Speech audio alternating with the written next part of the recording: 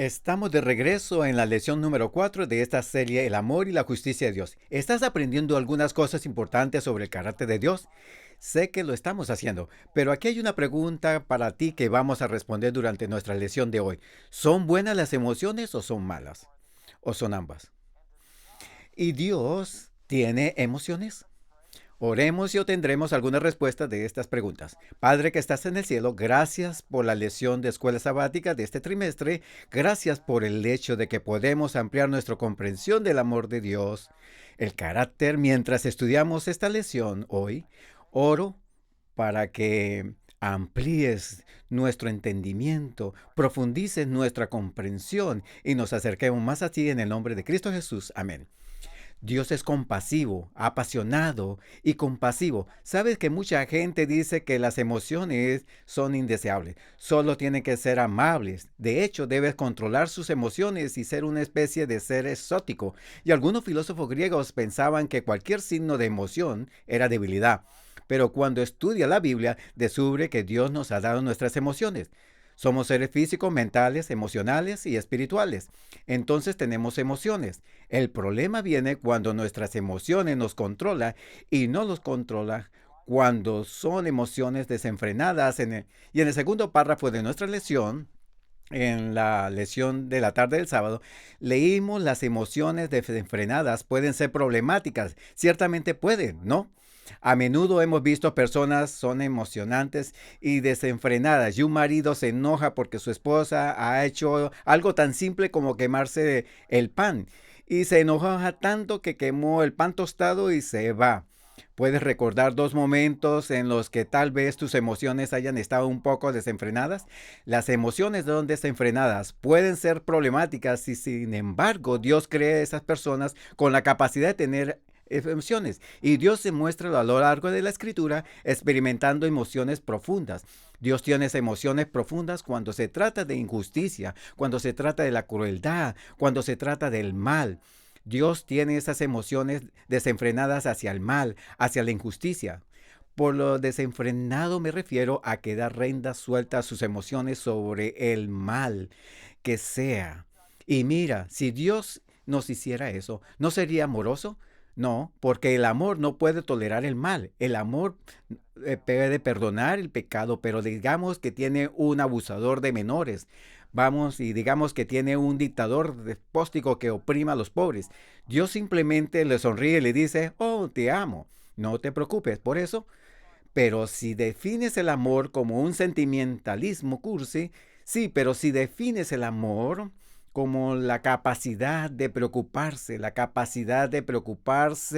de tener compasión, Dios tendría compasión de ese niño que ha sido abusado y Dios condenaría sin lugar a duda a ese abusador de niños.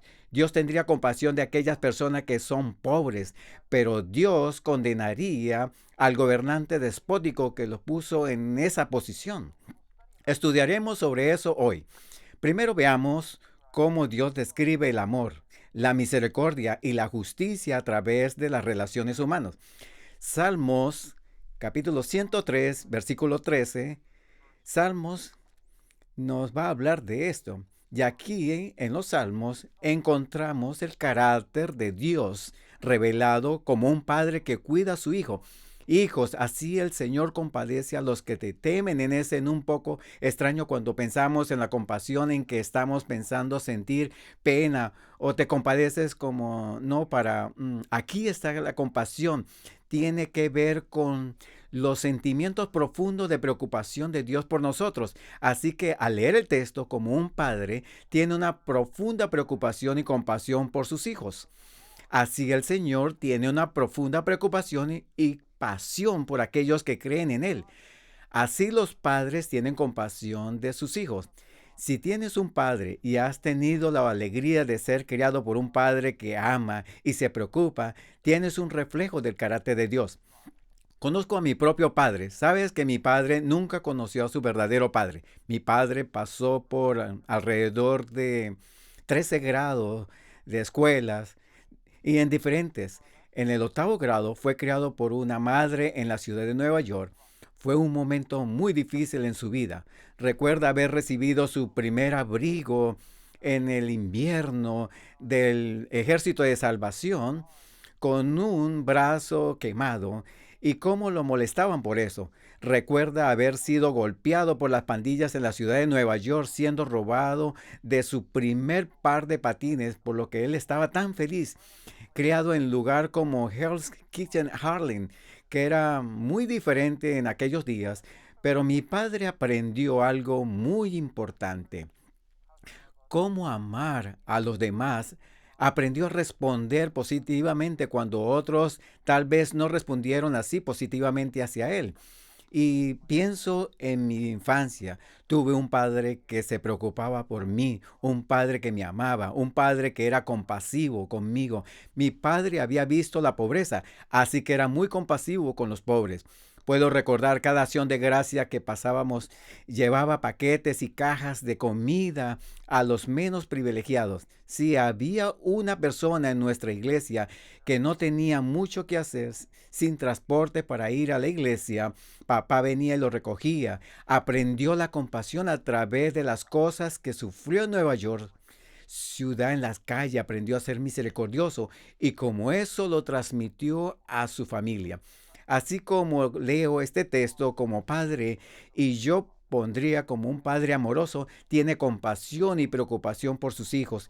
Así el Señor tiene compasión y preocupación por nosotros.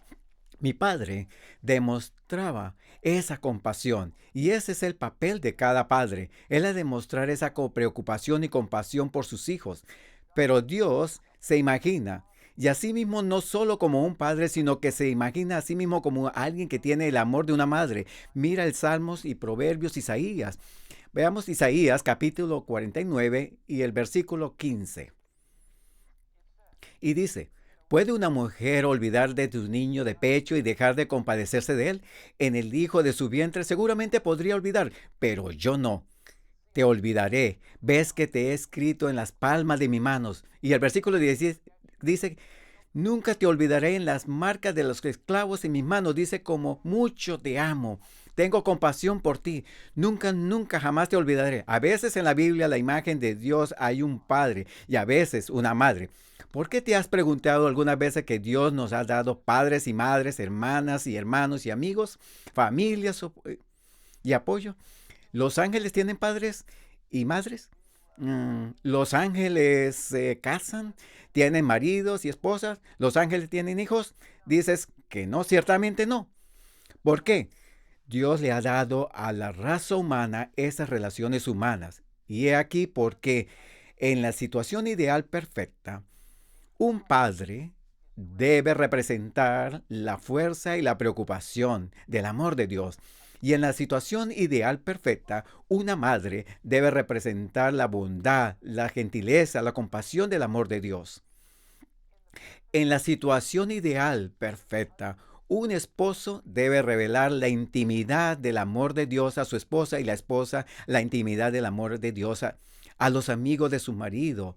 Son para revelar la lealtad que Dios tiene. En otras palabras, en la relación humana que vemos en la tierra, debe haber un prisma divino en el amor de Dios. Debe haber un espejo en el amor de Dios. Espere un momento, pastor. ¿Y qué pasa si tengo un padre abusivo? ¿Qué pasa si tengo una madre que es cruel y perfeccionista y siempre me condena? ¿Qué pasa si tengo un amigo que me traiciona? ¿Qué pasa si tengo un marido que me abandona y tiene una relación con alguien? De lo contrario, ¿cómo puedo comparar eso? Ya que estas relaciones humanas fueran diseñadas por Dios para mostrar el amor y la compasión de Dios, si un padre ha sido abusivo y no ha revelado el amor de Dios, Dios pasará por alto lo que el padre debería haber hecho y derramará ese amor en su corazón. Si has sido traicionado como una mujer, Dios se convertirá en tu esposo y Él, en ese sentido, derramará el amor en tu corazón que debería haber recibido de tu esposo. Eso no excusa una traición, eso no excusa cuando los amigos se apuñalan entre sí.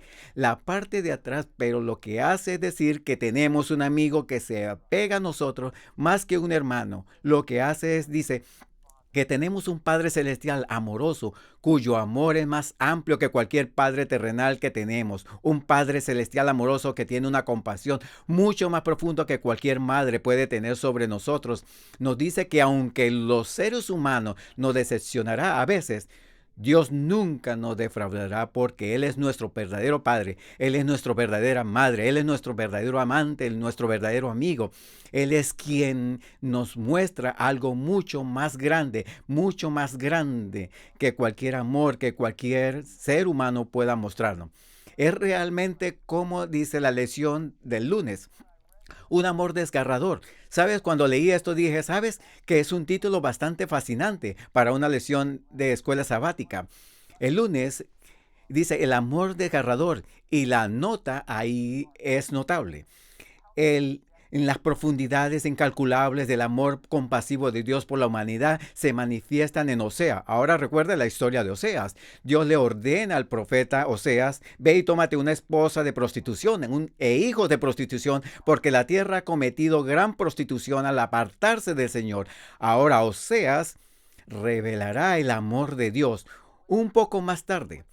En términos bastante dramáticos, habla de Efraín. Vamos a ir al libro de Oseas, capítulo 11, y vamos a leer el verso del 1 al 9.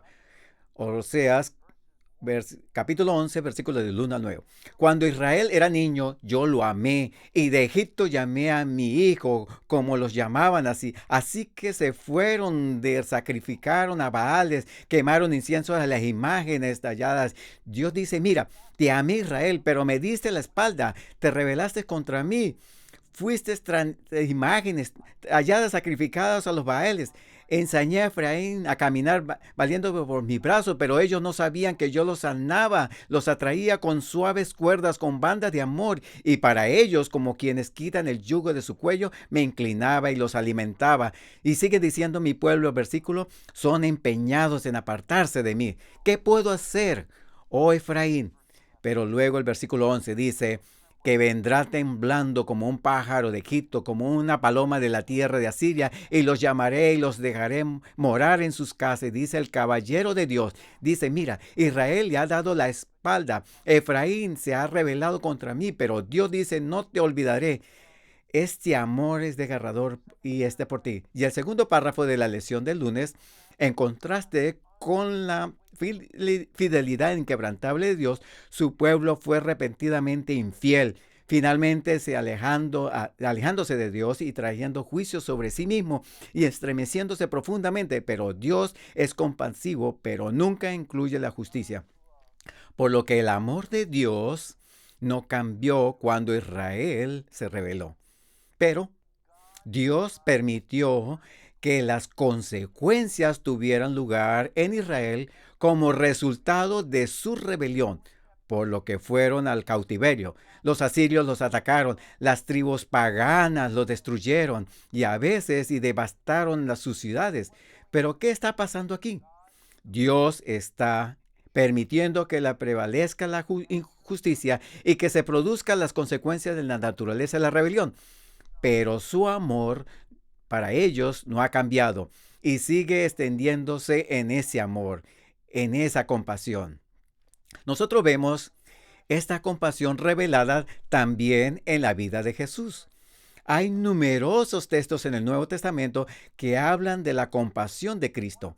Uno de ellos se encuentra en su pasaje extremadamente completo que se encuentra en Mateo capítulo 9 y el versículo 36 y 37. Mateo 37,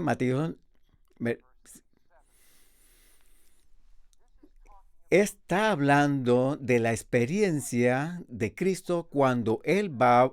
Volvemos y retomamos el versículo 35. Jesús recorrió todas las ciudades y aldeas enseñando en sus sinagogas, enseñando el evangelio, predicando el evangelio del reino y sanando toda enfermedad y toda dolencia entre el pueblo. Así que esto habla de Jesús, predicando sus enseñanzas, su sanidad, y ese es el ministerio completo de Cristo. Él es el maestro, Él es el predicador y es el sanador.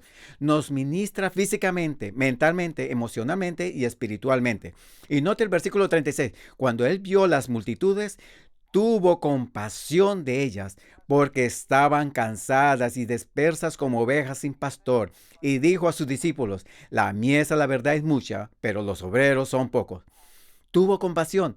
Tiene un cuidado desgarrador por ellos. Él tiene y está preocupado primordialmente por ellos. Tiene este interés abrumador en su salvación. Tiene esta compasión por ellos. Aquí en las Escrituras tenemos esta imagen asombrosa de la compasión de Cristo. La encontramos nuevamente en Marcos capítulo 6, versículo 34. Nuevamente, Cristo es compasivo. Cristo cuida y el Dios del Antiguo Testamento no es un Dios arbitrario de crueldad, sino que es un Dios de amor, cuidador y compasivo. El Dios del Nuevo Testamento se revela en Cristo como un Dios de amor, cuidadoso y compasivo. Esta es la naturaleza misma de Dios. Marcos capítulo 6, y estamos viendo allí en el versículo 34. Y dice esto, y cuando Jesús salió vio una gran multitud y tuvo compasión de ellos porque eran como ovejas que no tenían pastor, así que él comenzó a enseñarles todas las cosas. ¿Qué significa la palabra compasión? La palabra viene al principio de la palabra y que significa con compasión. Es un deseo intenso. Así que Jesús está con este deseo intenso, este intenso anhelo de ver a los hombres y mujeres completos, física, mental y emocional y espiritualmente. ¿No es esa la misión de la iglesia de hoy? ¿No es la misión de que Cristo le ha dado a su pueblo de los últimos días? Es una misión de plenitud física, mental, emocional y espiritual. Es una misión deseando que los hombres y las mujeres vivan la vida abundante que Cristo tiene ahora. En la lección del miércoles habla de un Dios celoso. Y tú podrías preguntarte, si Dios es celoso, no es celoso por las cosas que tienes porque Él es el dueño del mundo. Como usted sabe, el Salmos 19.1 dice que los cielos y el oro declaran la gloria de Dios, por lo que Él tiene todos los cielos. Salmos, el ganado, 10,000 colinas son míos, dice en el libro y de Oseas, él es el de Miqueas. Más bien dice que la plata y el oro son míos, así que el ganado en 10,000 colinas es cuya plata y el oro son suyos. Y en los salmos que él hizo, los cielos, y tú y yo no podemos darle a Dios nada que no tenga. Él no es celoso de nuestras posesiones porque Él es celoso de nuestra salvación, Él es celoso de que vivamos la vida abundante. Vemos esto en 1 Corintios capítulo 13, versículo 4. 1 Corintios capítulo 3, versículo 4. ¿Por qué Dios está celoso? 1 Corintios capítulo 13 y está mirando allí en el versículo 4. Nota lo que dice, el amor sufre, el amor largo y amable no tiene envidia, así que el amor de Dios es envidioso, algo que no tiene en absoluto, el que no tiene todo, el amor no se presume a sí mismo, no se envanece. Y luego en 2 Corintios capítulo 11, los versículos 2, entonces el celo de Dios no es celo por algo que tenemos, ¿para qué son los celos? Dice, porque os celo con celo de Dios. Así que hay celo de Dios. Sí, porque os he desposado con un solo esposo, para que presentaron con una virgen a Cristo. Así, Pablo dice, tengo un celo piadoso, el tipo de celo que Dios tiene. Él dice, y mi celo es que puedo presentarte perfecto a Cristo. Entonces Dios tiene un celo. ¿Y cuál es su celo? Su celo es que seamos salvos. ¿Cuál es el celo? Los celos son un deseo. Los celos son un anhelo. El anhelo de Dios es que tú y yo seamos salvos en la eternidad. Él es el celo por nuestra salvación. Celos no por los que tenemos, sino por lo que Él tiene para darnos a nosotros. El Dios de celo es el celo, no otra vez ves y repito, por lo que tenemos, sino por lo que Él tiene para dar. El celo que nuestro corazón se abra para recibir cada cosa buena que Él tiene para darnos.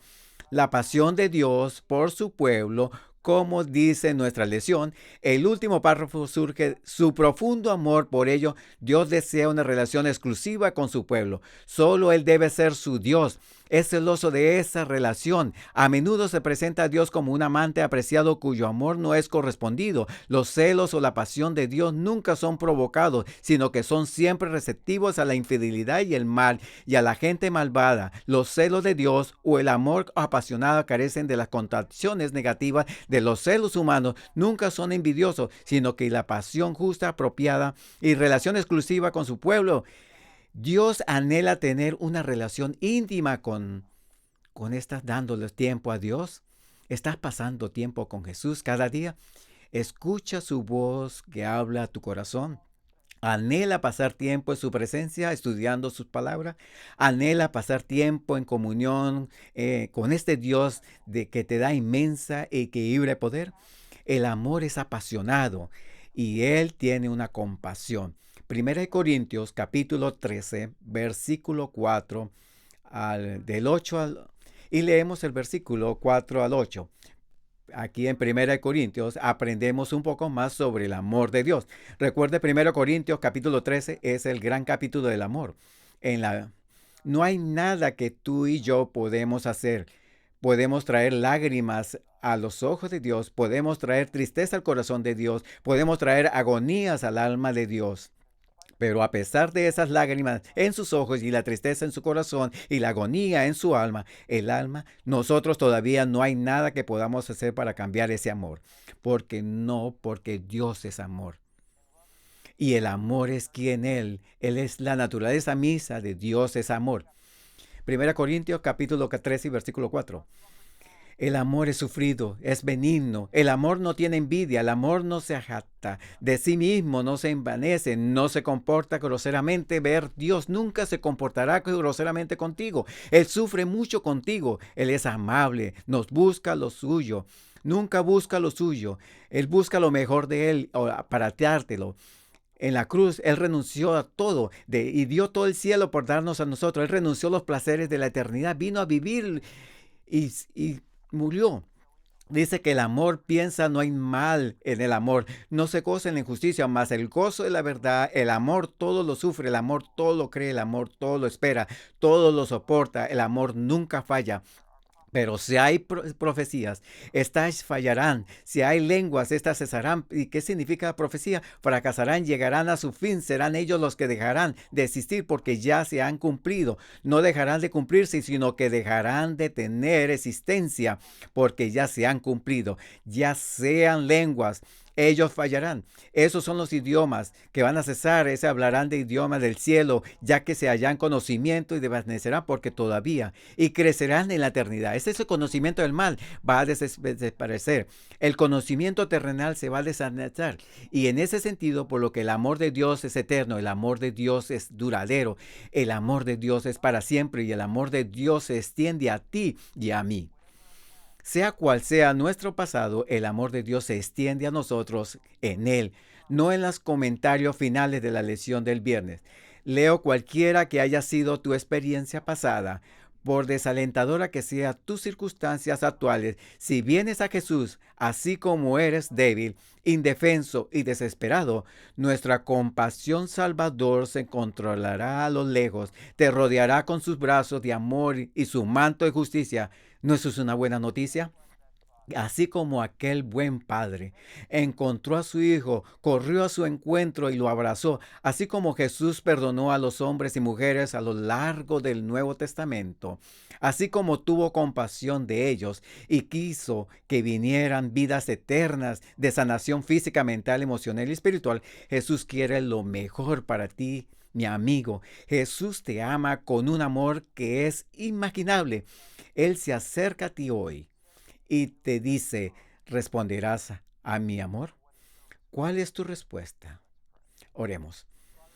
Padre que estás en el cielo, te damos gracias por recordarnos nuevamente en esta lección de Escuela Sabática el inmenso amor del Padre por nosotros. Ese amor es un amor eterno, un amor duradero, un amor que nunca nos dejará. Podemos alejarnos de ese amor, pero ese amor nos seguirá. Podemos alejarnos de Jesús, pero Él nunca, nunca, nunca nos dejará ir. Así que mi Padre, te pido que vivamos en el círculo de tu amor, respondamos a tu gracia y vivamos contigo para siempre. En el nombre de Jesús oramos. Amén.